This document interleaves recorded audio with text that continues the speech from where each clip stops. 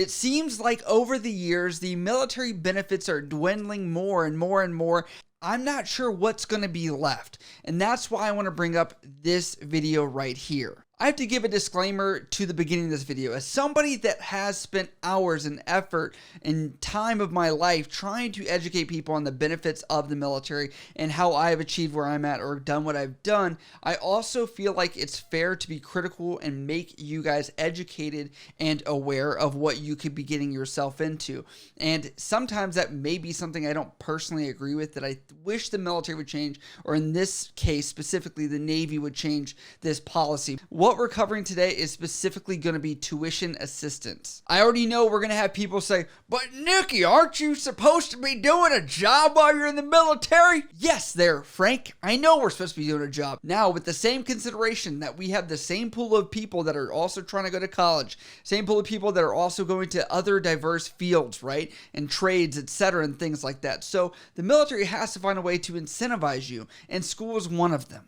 Tuition assistance is essentially just this ability to take college classes while you are on active duty status, and the military will pay for it. But the U.S. Navy has, I think, shot themselves in the foot with the newest announcement. Number 2, it says, in line with the reference D, the annual cap on tuition assistance and NC pays is increased to 18 semester hours or equivalent quarter hours per fiscal year, effective 1 October 2021. This was big last year as the tuition assistance changed, where it went from 12 credits to 18, and people were like, yay! But then at the same time, they're like, no! Because the previous requirement of 1 year of service for the Navy to start taking classes now moved to 2 years, but we were like, okay, we'll take the extra credits. But it goes on to say, we are committed to ensuring fully qualified sailors can take advantage of this increased education opportunity in a manner that reinforces our commitment to professionalism, warfighting, readiness, and retention.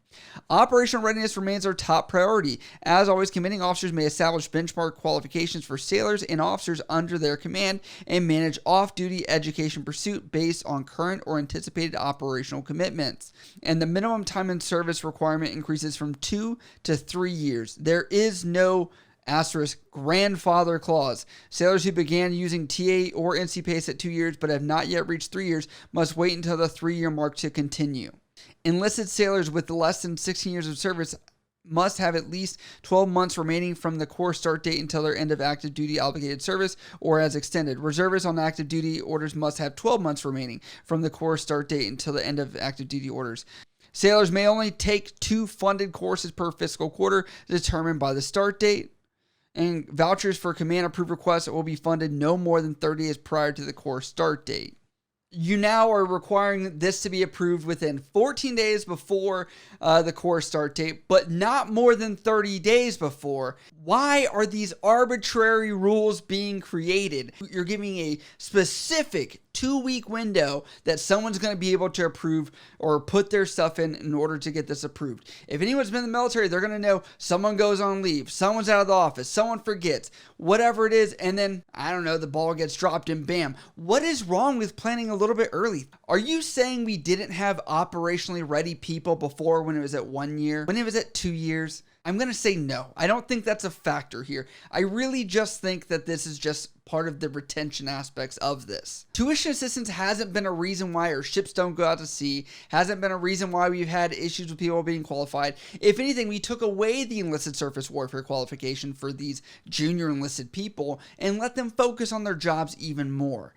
If you have a 4-year contract and you're wanting to go to school while you're in the military and use tuition assistance, you're going to get to use it once. Because that means you are only going to be able to apply for 2 classes for 1 period of time only if you plan to get out of the military. Unless you are going to re-enlist for more time, the U.S. Navy is going to say you can't take any more classes. But the people that sign for 5, 6 years, they're going to have at least 1 to 2 years of classes that they can take, pending obviously there's no deployments, etc., things like that. My next thing, why only 2 classes at a time every quarter? As we look at our leaders, our chief petty officers that are out there, our division officers, our lower leadership or middle management, if you want to call it that, what was wrong with them, giving that guidance or advice of this sailor is ready for school, this sailor is not ready for school? I would say, why are we stripping that power away from the deck plates? I'm confused by that because I really think this is beyond the extent of what it should be. I have to also say this, Big Navy, what about those FDNF sailors, forward deployed naval forces? Those people are the most operationally demanded, service members, I would say, probably right now as we shift to South China Sea. And I'm looking at these guys, I'm like, they go out for how many months? They come back, they've given you months of your time, for the Navy, focus on their job 100%, million percent at it. Every waking second of their life was committed to the mission. And they come back and they want to take some classes. Why are we going to limit them while they're back to only 2 classes? What if they could handle 3? What if they could handle more?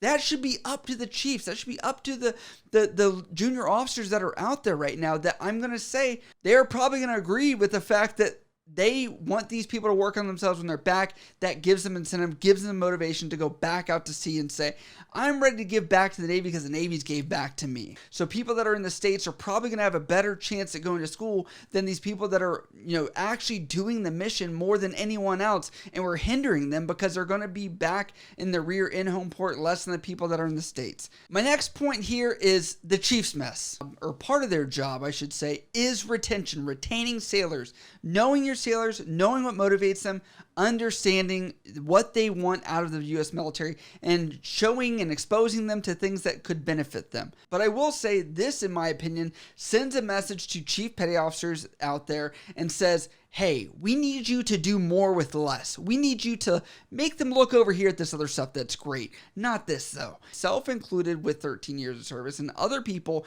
I'm sure everyone here watching this, probably that's active duty, knows of one person right now that the thing that drives them to stay in the military is tuition assistance. And I know that this is one thing that I would get sailors to, if you do this and scratch our back doing this, this tuition assistance thing will happen. It's just frustrating, as I know that retention is going to be hard, as we've looked at blended retirement system and other things like that are only making people want to get out even more. Academic degrees are only one tool to enhance sailors' personal and professional development. Civilian certifications offered through Navy Credentialing Opportunities Online, COOL, and United Services military apprenticeship programs should be stacked with academic degrees to create a well-rounded portfolio. Sailors can find relevant credentials on their Learning and Development Roadmap, ladder, and the Navy COOL website. I want to be real. I've not talked to a single person, and I may be wrong when I say this, but it'll get them like an entry-level position, but it's usually not a job that's going to get them like the pay that they're really looking for. On top of that, Navy COOL and US MAPS, these are programs that are required for you to do programs that are specific to your job already, or your rate that you're doing in the Navy. So really, say you really hate your job, guess what? You're now only going to be able to use these civilian certifications that are relevant to your job. I think my frustrations here are what this means. This means that the carrot has been pulled up even more again, and this just seems to be the case with tuition assistance, and it's not really coming back down as a more obtainable thing. I feel like it just keeps going up and up and up, and then it's like, well, look at all these other things we have. Use your GI Bill, and it's trying to push people to that. If you were to go by these regulations and you waited the 3 years that you're required to wait, then you took the 4 classes a year, mind you, no deployments, nothing like that to ruin your schedule of those 2 classes every quarter, you would have to be in 13 years to finish a bachelor's degree. I've heard so many times from senior leadership saying, especially on the enlisted side, you need a degree in order to advance. They're really looking for these chief petty officers with degrees. And now I'm like, are we not wanting well-rounded sailors? Are we not wanting senior enlisted that are educated? And as you guys may know, a bitching sailor is a happy sailor. This is probably me just being super happy. If you join the Navy, know what you're getting into. If you have a longer contract, you're going to have some time there. This could go down as well, but I will say, just be educated on which branch and their services that they offer for tuition assistance. There is also financial aid. There are also scholarships. There are also tax breaks, such as opportunity tax credit you can look into. Google all these things and you'll probably be able to make it work. I just don't like seeing benefits of service members dwindling away, as we've seen so many of them dwindle, especially the GI Bill, as it looks like now, in order to even have your GI Bill, you know, you can use it after your service, but if you want to transfer that to a kid, you got to have 6 years of service plus another 4 years, which means you're locked in at 10 years. You might as well call yourself a lifer at that point. Would the U.S. military really know that you were using the GI Bill versus your daughter or son? Probably not. So I'm confused as why this is a thing, other than to try and keep dangling the carrot in front of people for things that I think they've earned, and it's frustrating to me. Let me know what you guys think about these regulations down in the comments below. Do you think they're dwindling? Do you think this is just another ebb and flow as we see peacetime creep up on us? If you like what we do over this channel, please support over at patreon.com for special perks and benefits such as future video voting, also monthly shout out as well. On top of that, we do have some of those benefits here on YouTube at the join button down below as well. If you guys have questions about this or anything else, you can always hit me up on Instagram, Snapchat, Twitter, or down in the comments below. I love you guys. I'll see you next time.